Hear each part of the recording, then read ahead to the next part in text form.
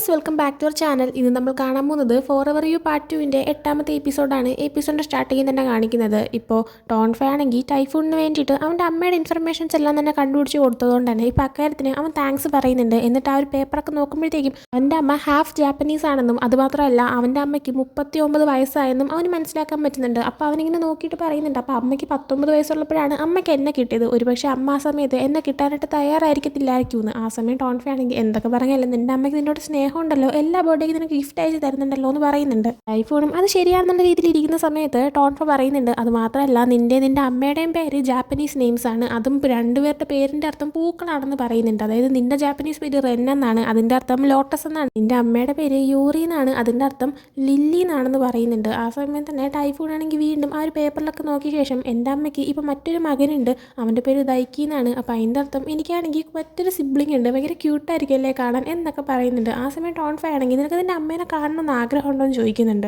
Typhoon അപ്പോൾ തനിക്ക് ആഗ്രഹമുണ്ട്, പക്ഷേ അമ്മയ്ക്കൊരു പുതിയ ഫാമിലി ഉള്ള സ്ഥിതിക്ക് ഞാൻ അങ്ങോട്ടേക്ക് ചെന്ന് കഴിഞ്ഞാൽ അമ്മയുടെ ആ ഒരു ലൈഫ് അത് നശിക്കാനായിട്ട് കാരണമാവോ, അമ്മയ്ക്ക് എന്നെ കാണുന്നതിൽ സന്തോഷമായിരിക്കും എന്ന് എനിക്ക് അറിയത്തില്ല എന്ന് പറയുമ്പോഴത്തേക്കും എനിക്ക് നമുക്കൊരു കാര്യം ചെയ്യാം, ഫസ്റ്റ് നിൻ്റെ അമ്മേനെ ഒന്ന് കോൺടാക്ട് ചെയ്ത് നോക്കും. നിൻ്റെ അമ്മയ്ക്ക് അത് അൺകംഫർട്ടബിൾ ആയി പോകുന്നു എന്ന് നിനക്ക് തോന്നുന്നുണ്ടെങ്കിൽ നീ നിൻ്റെ അമ്മേനെ മീറ്റ് ചെയ്യാൻ പോകണ്ട, ഇല്ലെങ്കിൽ നമുക്ക് മീറ്റ് ചെയ്യാം. പിന്നെ നീ ഇപ്പോൾ ഒരുപാടൊന്നും ആലോചിച്ച് കൂട്ടാൻ നിൽക്കേണ്ട, പ്രശ്നങ്ങളൊന്നും ഉണ്ടാകത്തില്ല എന്ന് പറയുന്നുണ്ട്. ശേഷം ടൈഫൂൺ കോളേജിൽ അവൻ്റെ ഫ്രണ്ട്സിനോട് ഇരിക്കുന്ന സമയത്ത് അവൻ്റെ അടുത്ത് നോർത്തും ടേറും ഒക്കെ ചോദിക്കുന്നുണ്ട്, നീ നിൻ്റെ അമ്മേനെ കാണാനായിട്ട് പോകുന്നുണ്ടോയെന്ന്. ആ സമയം അത് പിന്നെ അമ്മയ്ക്ക് ഇപ്പോൾ ഒരു ഫാമിലി ഉണ്ട്, അതുകൊണ്ട് തന്നെ പോയി കാണണം എന്നുള്ള കാര്യത്തിൽ ഞാൻ തീരുമാനിച്ചില്ല എന്ന് പറയുമ്പോഴത്തേക്കും ആവോ പറയുന്നുണ്ട്, അമ്മയ്ക്ക് നിന്നെയും കാണണമെന്ന് ആഗ്രഹം ഉണ്ടായിരിക്കും, നന്നായിട്ട് മിസ് ചെയ്യുന്നുണ്ടായിരിക്കും, അതുകൊണ്ടായിരിക്കും നിനക്ക് ഗിഫ്റ്റൊക്കെ അയച്ചു തന്നേന്ന്. ആ സമയം നോർത്തും ശരിയാണ്, ഒരു കാര്യം ചെയ്യാം, ഫസ്റ്റ് നിൻ്റെ അമ്മേനെ ഒന്ന് കോൺടാക്ട് ചെയ്ത് നോക്കാനായിട്ട് പറയുമ്പോഴത്തേക്കും ടേറാണെങ്കിൽ അതെ ശരി തന്നെ, നീ നിൻ്റെ അമ്മയ്ക്ക് ഒരു ലെറ്റർ അയച്ചു നോക്ക്, എന്നിട്ട് റിപ്ലൈ വരുന്നുണ്ടോ നോക്കാനായിട്ട് പറയുന്നുണ്ട്. ആ സമയം ടൈഫൂൺ ആണെങ്കിൽ നല്ല ഐഡിയ ആണ്, റിപ്ലൈ വന്നില്ലെങ്കിൽ പിന്നെ അവിടെ വെച്ചാൽ എനിക്ക് കാര്യങ്ങൾ വിടാമല്ലോ എന്ന് പറയുമ്പോഴത്തേക്കും ദാവോണെങ്കിൽ അങ്ങനെയൊന്നുമില്ല, എന്തായാലും റിപ്ലൈ വരും. ഇനിയിപ്പോൾ അച്ഛൻ്റെ കാര്യം എന്താ ചെയ്യാൻ പോകുന്നത് ചോദിക്കുമ്പോഴത്തേക്കും അച്ഛനായിട്ട് യാതൊരു കോൺടാക്റ്റും ഇല്ല,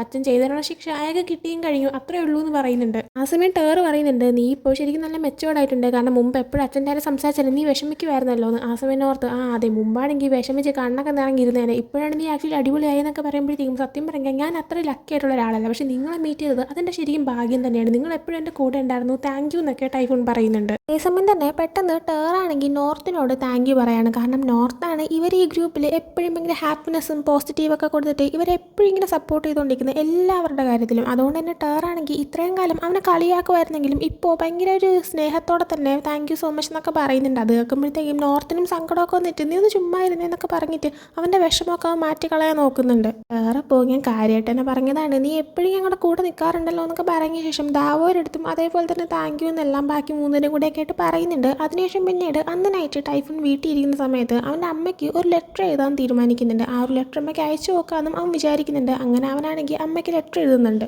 അതിലവനിങ്ങനെ പറയുന്നുണ്ട്, നിങ്ങളെന്നെ ഇട്ടിട്ട് പോയതിൽ എനിക്ക് വിഷമമൊന്നുമില്ല, കാരണം എല്ലാ വർഷവും എനിക്ക് വേണ്ടിയിട്ട് ബർത്ത്ഡേ ഗിഫ്റ്റ് അയച്ചു തരുന്നുണ്ടെന്നുള്ള കാര്യം ഞാൻ ഇപ്പോഴാണ് മനസ്സിലാക്കിയത്, അത് അമ്മ എന്നെ തരുന്നതാണെന്നും ഞാൻ വിശ്വസിക്കുന്നുണ്ട്. എൻ്റെ കാര്യം മറക്കാതെ ഇങ്ങനെ എനിക്ക് ഗിഫ്റ്റൊക്കെ തന്നതിന് താങ്ക് യു സോ മച്ച്. പിന്നെ എന്നെ വിട്ടിട്ട് പോകുന്നുണ്ടെങ്കിൽ അതിന് ഉറപ്പായിട്ടൊരു കാരണം ഉണ്ടെന്ന് എനിക്കറിയാം, പക്ഷേ അതിനെയൊന്നും കുറിച്ച് ഞാൻ വിഷമിക്കുന്നതേ ഇല്ല, അമ്മേനെ കുറിച്ച് അറിയാൻ പറ്റിയത് തന്നെ എനിക്ക് ഭയങ്കര ആശ്വാസമുള്ളൊരു കാര്യമാണെന്ന് ഇങ്ങനെ പറഞ്ഞ് എഴുതി നിർത്തുന്നുണ്ട്. സമയം അങ്ങോട്ടേക്ക് ടോൺഫെ റൂമിലേക്ക് വരുന്നുണ്ട്. അതിനുശേഷം അടുത്ത ദിവസം രാവിലെ രണ്ടുപേരും കോളേജിലേക്ക് പോകാനായിട്ട് റെഡി ആവുന്നുണ്ട്. ആ സമയത്ത് ടോൺഫെക്ക് ഷർട്ടിൻ്റെ ബട്ടൺസ് എല്ലാം ഇങ്ങനെ ചെയ്ത് കൊടുക്കുന്നത് ടൈഫൂൺ തന്നെയാണ്. ആ സമയം ടോൺഫെ ആണെങ്കിൽ ഡെയിലി ഇങ്ങനെ ചെയ്ത് തരാമെന്ന് ചോദിക്കുമ്പോഴത്തേക്കും ചെയ്തൊക്കെ തരാം, പക്ഷേ അതിന് ഫീസ് തരണമെന്ന് പറയുന്നുണ്ട്. ആ സമയം ഒത്തിരി ആവുമെന്ന് ചോദിക്കുമ്പോൾ ഇല്ലല്ല ചെറിയ ഫീസാണ്, ഒരു കിസ് മാത്രം തന്നാൽ മതി എന്ന് ടൈഫൂൺ പറയുന്നുണ്ട്. ടോൺഫെ ആ സമയം ഒരു കിസ് കൊടുക്കുന്നുണ്ട്, നീ ഭയങ്കര ക്യൂട്ടാണെന്നൊക്കെ പറഞ്ഞ ശേഷം അവരോട് നിന്ന് പോകുന്നുണ്ട്. ടൈഫൂൺ നേരെ അവൻ്റെ ഫ്രണ്ട്സിനെ മീറ്റ് ചെയ്യാൻ പോവാണ്. അവർ നാലുപേരും കൂടെ ആയിട്ട് കഫേയിലൊക്കെ ഇരുന്ന് ഒരു തമാശയൊക്കെ പറയുന്നുണ്ട്. ഫ്രണ്ട്സിൻ്റെ കാര്യം എല്ലാം തന്നെ അവനവൻ്റെ അമ്മയ്ക്ക് കൊടുക്കാനുള്ള ഒരു ലെറ്ററിൽ എഴുതിയിട്ടുണ്ടായിരുന്നു. അതിനുശേഷം ടോൺഫെ ടൈഫൂണിനെ അവൻ്റെ ക്ലാസ്സുള്ള ഒരു ബിൽഡിങ്ങിലേക്ക് കൊണ്ടുവിടുന്നുണ്ട്. അതേസമയം തന്നെ ടൈഫൂൺ എഴുതിയ ഒരു ലെറ്റർ അവൻ്റെ അമ്മയ്ക്ക് കിട്ടിയിട്ടുണ്ടായിരുന്നു. അവൻ്റെ അമ്മ അത് വായിക്കുന്നതായിട്ടും നമ്മൾ കാണിക്കുന്നുണ്ട്.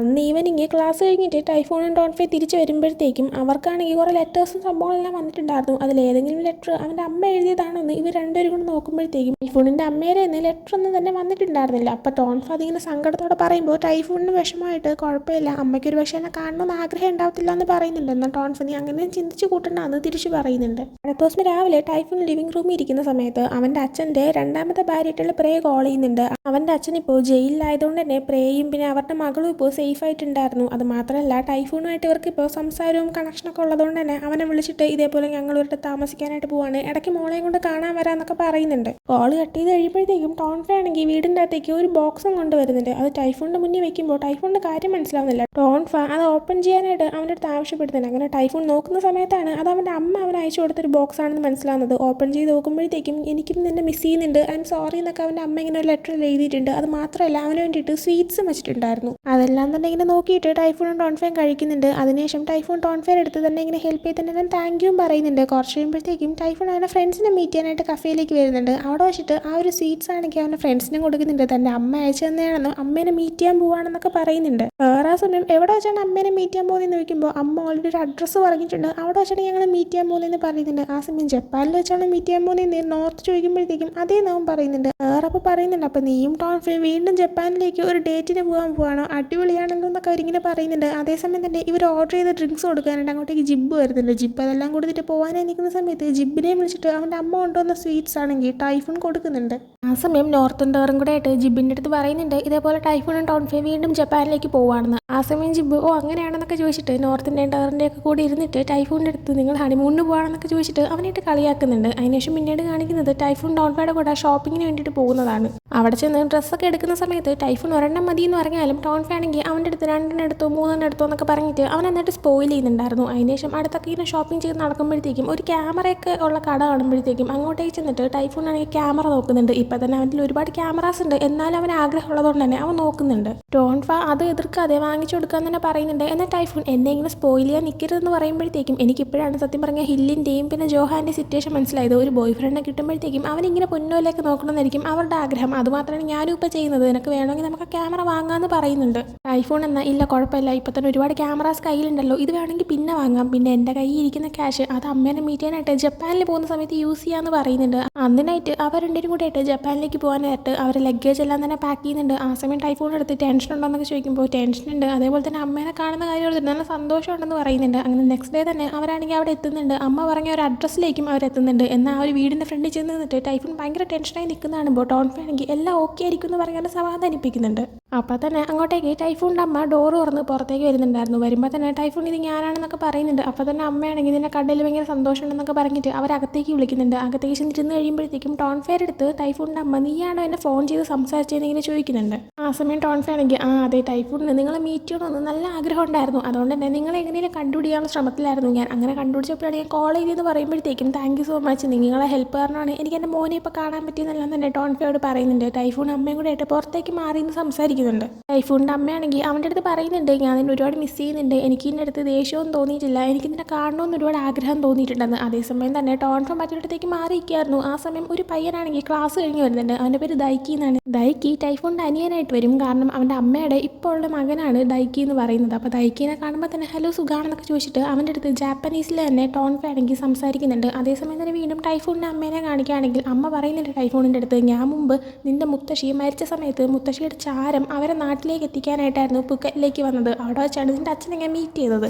എൻ്റെ അടുത്ത് നിൻ്റെ അച്ഛൻ അയാൾക്ക് ഫാമിലിയൊന്നും ഇല്ല, ഒറ്റയ്ക്കാണുള്ളതെന്നൊക്കെയാണ് പറഞ്ഞിരുന്നത്. അങ്ങനെയാണ് ഞങ്ങൾ റിലേഷനിലായത്. എന്നാൽ ഞാൻ പ്രഗ്നൻ്റ് ആയി കഴിഞ്ഞപ്പോഴത്തേക്കാണ് എനിക്ക് സത്യങ്ങൾ മനസ്സിലാക്കാൻ പറ്റിയത്. അയാളാണെങ്കിൽ കുഞ്ഞിനെ അബോർഷൻ ചെയ്യണമെന്ന് പറഞ്ഞു, എന്നാൽ എനിക്ക് പറ്റത്തില്ല എന്ന് പറഞ്ഞു. അങ്ങനെ ഞാൻ നിന്നെ വളർത്താനായിട്ട് തന്നെ തീരുമാനിച്ചു. എന്നാൽ നിന്നെ പ്രസവിച്ച് കഴിഞ്ഞപ്പോഴത്തേക്കും നോക്കുന്നതെന്ന് ബുദ്ധിമുട്ടാണെന്ന് എനിക്ക് മനസ്സിലായി, കാരണം കയ്യിലൊന്നും ഇല്ലാത്തതുകൊണ്ട് തന്നെ നിന്നെ പട്ടിണിക്കിടേണ്ട സിറ്റുവേഷൻ ആയിരുന്നു എനിക്ക്. പിന്നെ ആ ഒരു അവസ്ഥയിലൂടെ കൊണ്ടുപോകണമെന്ന് എനിക്ക് തീരെ ആഗ്രഹം ഉണ്ടായിരുന്നില്ല. നമ്മൾ രണ്ടിനും കഷ്ടപ്പെടുന്ന കണ്ടിട്ട് ഫണ്ണിൻ്റെ അമ്മ, അതായത് നിൻ്റെ അച്ഛൻ്റെ ഫസ്റ്റ് വൈഫ്, അവരാണെങ്കിൽ നിന്നെ നോക്കിക്കോളാം എന്ന് പറഞ്ഞു. പക്ഷെ അതിന് പകരം ഒരിക്കലും ആ ഒരു ഫാമിലിയിലേക്ക് തിരിച്ചു വരരുതെന്നും നിന്നെ കാണാനൊന്നും നോക്കരുതെന്നും അവരെൻ്റെ അടുത്ത് ആവശ്യപ്പെട്ടിട്ടുണ്ടായിരുന്നു. അങ്ങനെയാണ് നിന്നെ അവരുടെ കയ്യിൽ ഏൽപ്പിച്ചിട്ട് ഞാൻ പോയത്. പക്ഷെ നിന്നെ കാണാൻ ഞാൻ ഒരുപാട് സമയം വന്നിട്ടുണ്ടായിരുന്നു, എന്നാൽ നിൻ്റെ മുന്നേ വരാനുള്ള ധൈര്യം എനിക്കുണ്ടായിരുന്നില്ല. അതുകൊണ്ടാണ് നിനക്ക് വേണ്ടിയിട്ട് ഓരോ ബർത്ത്ഡേക്കും ഞാൻ ഗിഫ്റ്റുകൾ മാത്രം വെച്ചിട്ട് പോയത്. ഐ എം സോറി എന്നൊക്കെ പറയുന്നുണ്ട് ടൈഫൂൺ. അപ്പോൾ അതൊന്നും കുഴപ്പമില്ല, എന്തായാലും ഇപ്പോൾ അമ്മേനെ കാണാൻ പറ്റില്ല, ഞാൻ ഭയങ്കര ഹാപ്പിയാണെന്ന് പറയുന്നുണ്ട്. അമ്മയെ സമയം പറയുന്നുണ്ട് നീ ജനിച്ചപ്പോൾ തന്നെ നിനക്ക് ഞാൻ റെൻ എന്നായിരുന്നു പേരിട്ടത്, എന്നാൽ പിന്നീട് അവർ നിൻ്റെ പേര് മാറ്റി ടൈഫൂൺ എന്നാക്കിയെന്ന്. ആ സമയം എന്തിനാണ് എനിക്ക് ഈ റെൻ എന്ന് പേരിട്ടേന്ന് നോക്കുമ്പോഴത്തേക്കും അതിൻ്റെ അർത്ഥം താമര എന്നാണ്. താമര അതിൻ്റെ ഏതാ സ്ഥലത്ത് വരുന്ന സമയത്ത് അതിനെ കാണാൻ ഭയങ്കര ഭംഗിയാണെന്ന് അമ്മ പറയുന്നുണ്ട്. അതിനുശേഷം അവരുടെ ഒരു നേരെ ടോൺഫയുടെ അടുത്തേക്ക് പോകുന്നുണ്ട്. ടോൺഫയാണെങ്കിൽ അപ്പോഴും ദൈക്കിയുടെ അടുത്ത് തന്നെ സംസാരിച്ചുകൊണ്ടിരിക്കുകയായിരുന്നു. അങ്ങനെ ടൈഫൂണിനും ദൈക്കിനെ പരിചയപ്പെടുത്തി കൊടുക്കുന്നുണ്ട്. ദൈക്കിക്ക് ഒരു ചേട്ടനെ വേണമെന്ന് ഭയങ്കര ആഗ്രഹമായിരുന്നു. ഇപ്പം എന്തായാലും കിട്ടിയല്ലോ എന്നൊക്കെ പറഞ്ഞിട്ട് അവർ രണ്ടുപേരും സംസാരിക്കുന്നുണ്ട്. അതിനുശേഷം അടുത്ത ദിവസം ഇവർ പോകാനായിട്ട് ഇറങ്ങുന്നുണ്ട്. ആ സമയം അമ്മയുടെ അടുത്ത് ബായ് പറയുന്നുണ്ട് നന്നായിട്ടിരിക്കണം, പിന്നെ നമുക്ക് എപ്പോഴേലൊക്കെ കാണാം, അമ്മയും കാണാനായിട്ടൊക്കെ വരണം, എന്തൊക്കെയായാലും ഞാൻ എപ്പോഴും കൂടെ ഉണ്ടായിരിക്കും, നമ്മൾ ഒരുമിച്ച് താമസില്ലെങ്കിൽ പോലും എന്താവശ്യം ഉണ്ടെങ്കിലും ഞാൻ ഉണ്ടായിരിക്കും എന്ന് പറയുന്നുണ്ട്. അമ്മ ആ സമയത്ത് പറയുന്നുണ്ട് ഞാൻ എൻ്റെ അമ്മയായിട്ട് ഇരിക്കുന്നതിന് നിനക്ക് പ്രശ്നമില്ലെന്ന്. ആ സമയം ഒരിക്കലും ഇല്ല, എന്തൊക്കെ സംഭവിച്ചാലും നിങ്ങൾ എൻ്റെ അമ്മയായിട്ട് തന്നെ ഉണ്ടായിരിക്കും എന്ന് തിരിച്ച് പറയുന്നുണ്ട്. ആ സമയം ദൈക്കിയും തൊട്ടടുത്ത് നിൽക്കുന്നുണ്ടായിരുന്നു. അവൻ്റെ അടുത്ത് ഒരു ബായിയൊക്കെ പറയുന്നുണ്ട്. ആ സമയം ടൈഫൂണിൻ്റെ അമ്മയാണെങ്കിൽ ടോൺഫെയർ എടുത്ത് ജാപ്പനീസിൽ അവനെ നന്നായിട്ട് നോക്കിക്കോളെന്ന് പറയുമ്പോൾ തിരിച്ച് ജാപ്പനീസിൽ തന്നെ ഞാൻ നന്നായിട്ട് തന്നെ നോക്കിക്കോളാൻ തിരിച്ച് പറയുന്നുണ്ട്. ജാപ്പനീസ് ആയതുകൊണ്ട് തന്നെ ഇവർ രണ്ടുപേരും എന്താ സംസാരിച്ചെന്നുള്ള കാര്യം ടൈഫൂണിന് മനസ്സിലാക്കാനായിട്ട് പറ്റുന്നുണ്ടായിരുന്നില്ല. അതിനുശേഷം അവരവിടെ നിന്ന് പോകുന്നുണ്ട്. അങ്ങനെ അവർ നടന്നു പോകുന്ന സമയത്ത് ടോൺഫ പറയുന്നുണ്ട്, നീ സത്യം പറയാൻ ഭയങ്കര കൈൻഡാണ്. കാരണം നമ്മുടെ പാരൻറ്റ് മറ്റൊരാളെ വീണ്ടും കല്യാണം കഴിച്ചിട്ട് മറ്റൊരു ഫാമിലി സ്റ്റാർട്ട് ചെയ്യുന്നത് എല്ലാവർക്കും അക്സെപ്റ്റ് ചെയ്യാൻ പറ്റില്ല. പക്ഷേ നീ അത് അക്സെപ്റ്റ് ചെയ്തു. നിനക്ക് നിൻ്റെ ഒരു പുതിയ അനിയനെ കിട്ടിയത് പോലും നീ അവനെ അക്സെപ്റ്റ് ചെയ്തല്ലോ എന്ന് പറയുമ്പോഴത്തേക്കും അവനെ കാണാൻ ഭയങ്കര ക്യൂട്ടാണല്ലോ എന്നൊക്കെ തിരിച്ച് ടൈഫൂൺ പറയുന്നുണ്ട്. ആ സമയം ടോൺഫ പറയുന്നുണ്ട്, നീ നിൻ്റെ അമ്മയും തമ്മിൽ നല്ല സിമിലാരിറ്റി ഉണ്ട്. നിങ്ങളുടെ ഫേസ് ഒരുപോലെയാണ്. അത് മാത്രമല്ല നിങ്ങളുടെ കണ്ണുകൾ തമ്മിലാണ് ഏറ്റവും ഭയങ്കര സിമിലർ ആയിട്ടുള്ളതെന്ന് പറയുന്നുണ്ട്. അതേസമയം തന്നെ ടോൺഫ ആണെങ്കിൽ അവിടെ നിന്ന് ഇറങ്ങുന്നതിന് മുന്നേ ടൈഫൂണിൻ്റെ അമ്മയായിട്ട് സംസാരിച്ചൊരു കാര്യം ആലോചിക്കുന്നുണ്ട്. ടൈഫൂണിൻ്റെ അമ്മയായിട്ട് സംസാരിക്കുന്ന സമയത്ത് ഇങ്ങനെ പറഞ്ഞിട്ടുണ്ടായിരുന്നു, നിങ്ങളുടെ ചിരി ഒരുപോലെയാണ്, കാണാൻ ഭയങ്കര രസമുണ്ടെന്നൊക്കെ. അങ്ങനെ ഇപ്പോൾ അതൊക്കെ ഇങ്ങനെ ആലോചിച്ച് കഴിഞ്ഞിട്ട് ടോൺഫാണെങ്കിൽ ടൈഫൂണിനെ വിളിച്ചുകൊണ്ട് പോകുന്നുണ്ട്. അടുത്ത ദിവസം രാവിലെ ടൈഫൂൺ ഇങ്ങനെ ഉറക്കം എഴുന്നേറ്റ് പുറത്ത് വന്നിരിക്കുന്ന സമയത്ത് അവനാണെങ്കിൽ നോർത്ത് ഇന്ത്യൻ ടേറിനൊക്കെ വീഡിയോ കോൾ ചെയ്യുന്നുണ്ട്.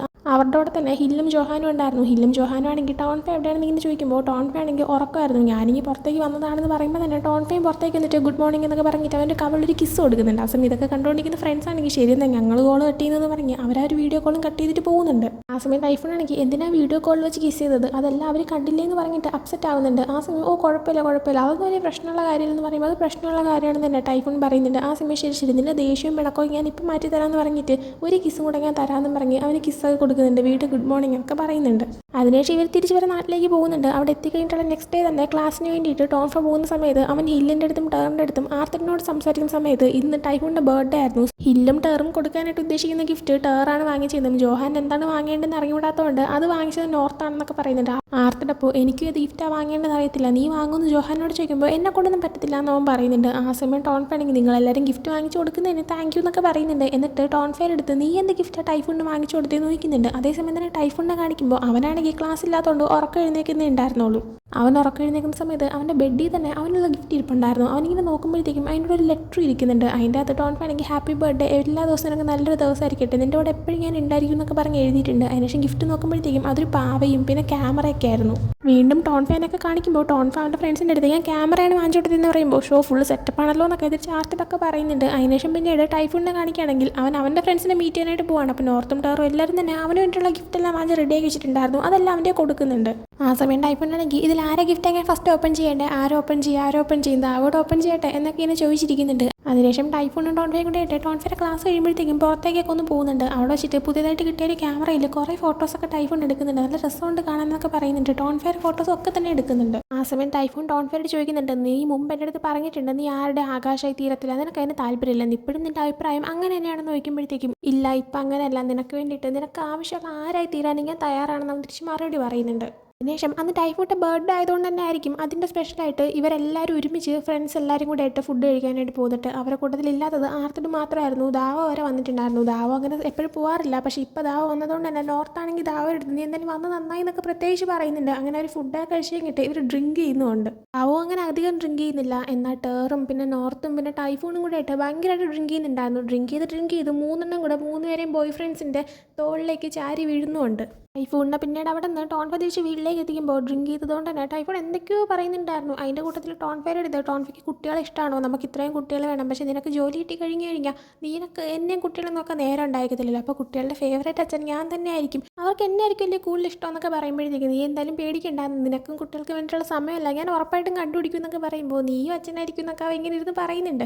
അപ്പോൾ ഇതൊക്കെ കാണുമ്പോഴത്തേക്കും പെട്ടെന്ന് ടൈഫൂൺ ഭയങ്കര ക്യൂട്ടാണെന്നൊക്കെ തന്നെ ടോൺഫയ്ക്കൊക്കെ തോന്നുന്നുണ്ട്. ദിവസം രാവിലെ ടൈഫൂൺ ആണെങ്കിൽ ഉറക്കം എഴുന്നേറ്റ് വരുമ്പോഴത്തേക്കും ടോൺഫ അവന് കഴിക്കാനായിട്ട് ഫുഡ് നേരത്തെ ഉണ്ടാക്കിയിട്ടുണ്ടായിരുന്നു. അതിങ്ങനെ കൊടുക്കുന്ന സമയത്ത് ടോൺഫ ആണെങ്കിൽ ടൈഫൂൺ എടുത്ത് ഇന്നലെ രാത്രി നീ പറഞ്ഞതുള്ള നിനക്ക് ഓർമ്മയുണ്ടോ എന്ന് ചോദിക്കുമ്പോൾ ഇല്ല ഇന്നലെ രാത്രി ഇങ്ങനെ എന്തെങ്കിലും പറഞ്ഞു എന്നൊക്കെ ചോദിക്കുമ്പോൾ നമുക്ക് കുട്ടികളുണ്ടാവുന്ന കാര്യമല്ല നീ പറഞ്ഞു എന്ന് പറയുന്നുണ്ട്. അത് കേൾക്കുമ്പോഴത്തേക്കും ടൈഫൂണിന് ടോൺഫേനെ എങ്ങനെ ഫേസ് ചെയ്യണമെന്ന് അറിയത്തില്ല. ടോൺഫ ആ സമയം ഇവനെ കൂടുതൽ കളിയാക്കാൻ വേണ്ടിയിട്ട് തന്നെ ഇവൻ പറഞ്ഞ കാര്യങ്ങൾ അതേപോലെ അതേ ടോണിൽ ഇങ്ങനെ പറഞ്ഞ് അഭിനയിച്ചൊക്കെ കാണിച്ചു കൊടുക്കുന്നുണ്ട്. അതിനുശേഷം ടൈഫൂൺ ആണെങ്കിൽ അവൻ്റെ ഫ്രണ്ട്സിനെ മീറ്റ് ചെയ്യാനായിട്ട് പോകുന്നുണ്ട്. ടൈഫൂൺ ഇപ്പോൾ അവന് പഠിച്ചുകൊണ്ടിരുന്ന കോഴ്സ് നിർത്തിയിട്ട് പുതിയൊരു കോഴ്സ് എടുക്കാനായിട്ട് ഇന്നതുകൊണ്ട് തന്നെ അതിൻ്റെ എക്സാം നടത്തിയിട്ടുണ്ടായിരുന്നു. സോ അതിൻ്റെ റിസൾട്ട് ഇന്നാണ് വരുന്നത്. ടൈഫൂൺ ആണെങ്കിൽ ഞാൻ ഫെയിലായി കാണുമെന്നൊക്കെ പറഞ്ഞുകൊണ്ടിരിക്കുന്ന സമയത്ത് അവൻ്റെ ഫ്രണ്ട്സാണ് അവനായിട്ട് റിസൾട്ട് നോക്കുന്നത്. അവൻ പേടിച്ചായിരുന്നു ഇരിക്കുന്നത്. എന്നാൽ അവർ നോക്കുമ്പോഴത്തേക്കും അവൻ പാസ്സായിട്ടുണ്ടായിരുന്നു. അങ്ങനെ അക്കാര്യം പറയുമ്പോഴത്തേക്കും അവന് ഭയങ്കരമായിട്ട് സന്തോഷമാവുന്നുണ്ട്.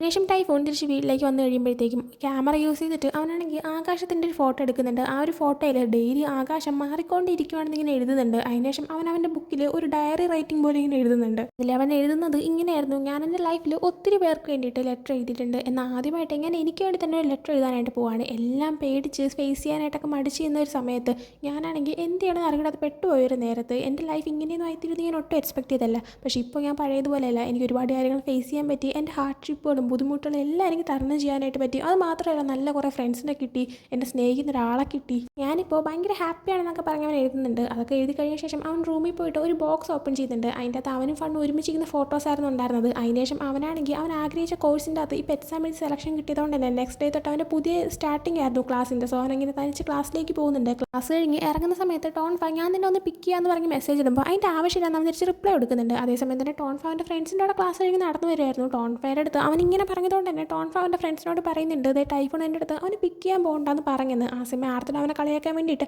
അത് പിന്നെ ഇപ്പോൾ ഫോട്ടോഗ്രാഫി ക്ലബ്ബിലൊക്കെ ജോയിൻ ആയി കാണുമല്ലോ, ഒരുപാട് പയ്യന്മാർ പുറകെ വരുന്നുണ്ടായിരിക്കും എന്ന് പറയുന്നുണ്ട്. ആ സമയം ടോൺഫ ഒന്നും പറയാതിരിക്കുമ്പോഴത്തേക്കും അവരാണെങ്കിൽ ഞാൻ ചുമ്മാ പറഞ്ഞതാണെന്നൊക്കെ പറയുന്നുണ്ട്. ആ സമയം ടോൺഫ അതിന് നീ പറഞ്ഞ് ഞാൻ വിശ്വസിച്ചത് നിന്നോട് ആരാ പറഞ്ഞ് തിരിച്ചു ചോദിക്കുന്നുണ്ട്. അപ്പം തന്നെ ടൈഫോൺ ടോൺഫയ്ക്ക് മെസ്സേജ് ഇട്ട് നമുക്ക് ജിബിൻ്റെ കഫേയിൽ വെച്ച് കാണാമെന്ന് പറയുന്നുണ്ട്. അങ്ങനെ ടോൺഫ ഫ്രണ്ട്സിനോടും ബൈ പറഞ്ഞ് നേരെ അങ്ങോട്ടേ ചെല്ലുന്നുണ്ട്. അവിടെ ചെന്ന് ജിബിൻ്റെ അടുത്ത് ടൈഫോൺ എവിടെയാണെന്ന് നോക്കുമ്പോഴത്തേക്കും ടൈഫോണിനെ കാണിച്ചു കൊടുക്കുന്നതിന് പകരം ടൈഫോൺ അവന് വേണ്ടിയിട്ട് വെച്ചിട്ട് പോയി ഒരു കവറാണ് എടുത്ത് കൊടുക്കുന്നത്. മുമ്പ് ടൈഫോണാണെങ്കിൽ ഇവനെ സീക്രട്ടായിട്ട് സ്നേഹിച്ചുകൊണ്ടിരുന്നൊരു പയ്യൻ്റെ ഐഡൻറ്റിറ്റി ഇരുന്ന സമയത്ത് എങ്ങനെയാണ് കവർ കൊടുത്തുകൊണ്ടിരുന്നത് അതേപോലെ തന്നെ ആയിരുന്നു ഒരു കവർ കൊടുത്തത്. എപ്പോഴും ഉള്ളതുപോലെ തന്നെ കവറിൻ്റെ അകത്ത് ചോക്ലേറ്റ് മിൽക്കും സാൻഡ്വിച്ചും ആയിരുന്നു ഉണ്ടായിരുന്നത്. കൂടുതൽ സ്റ്റിക്കി നോട്ടും ഉണ്ടായിരുന്നു. നമുക്കാണെങ്കിൽ വീണ്ടും മീറ്റ് ചെയ്യാം, നിനക്ക് എന്നെ കാണാൻ താല്പര്യമുണ്ടോ എന്ന് ഇങ്ങനെ ചോദിച്ചിട്ട്. അതായത് അവനാണെങ്കിൽ ആ ലെറ്റർ എഴുതിക്കൊണ്ടിരുന്ന സമയത്ത് എങ്ങനെയാണ് സംസാരിച്ചത് അതുപോലെ തന്നെ. അങ്ങനെ പിന്നീട് ഈവനിങ് ടൈഫോൺ പറയുന്ന സ്ഥലത്ത് ടോൺഫ അവനെ കാണാൻ വരുന്നുണ്ട്. ആദ്യമൊക്കെ അവരിങ്ങനെ സീക്രട്ട് അഡ്മിയറായിട്ടിരുന്ന സമയത്ത് ടോൺഫ ശബ്ദം വെച്ച് മനസ്സിലാക്കാതിരിക്കാനായിട്ട് ടൈഫോൺ ടോൺഫയുടെ മുന്നിൽ വെച്ച് ബുക്കിൽ എഴുതി കാണിച്ചതുപോലെ തന്നെ ഇപ്പോൾ ടൈഫോൺ ആണെങ്കിൽ ടോൺഫയുടെ അടുത്ത് ഹലോ നീയാണെങ്കിൽ ഇങ്ങോട്ടേക്ക് വന്നതിന് താങ്ക് യു എന്നൊക്കെ പറഞ്ഞിട്ട് ഇങ്ങനെ എഴുതുന്നുണ്ട്. ആ സമയം ടോൺഫയ എനിക്ക് സന്തോഷം എന്നൊക്കെ പറയുമ്പോഴത്തേക്കും